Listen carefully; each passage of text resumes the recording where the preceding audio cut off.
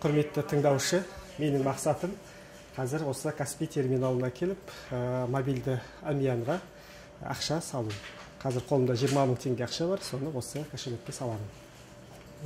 Ол үшін бірінші тілді өзгертіп таңдауға да болады. Қазіргі жағдайда әмиянды төлеу жаңағы батырмасын басамын.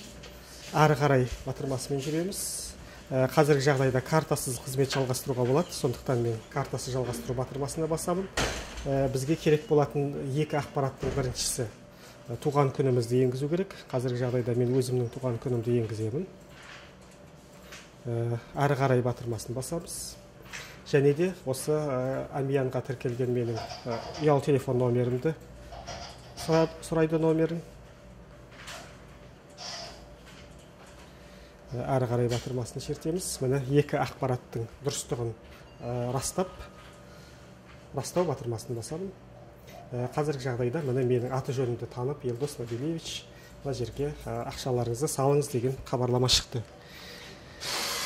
Арнайы құрылғыға ақша салайық. Міне 2000 теңге салды.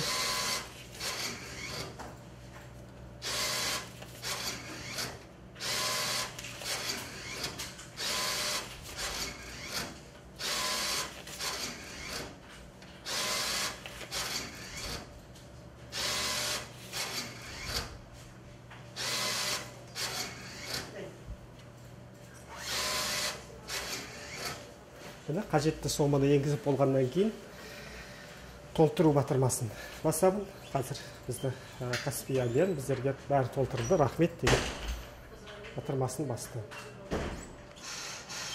Әрине, әрекет аяқталғаннан кейін біріншіден мынадай чек шығады. Екіншіден ұялы телефон номеріме арнайы хабарлама келеді Каспий банктен, осындай ақшаға толтырылғандығы жөнінде.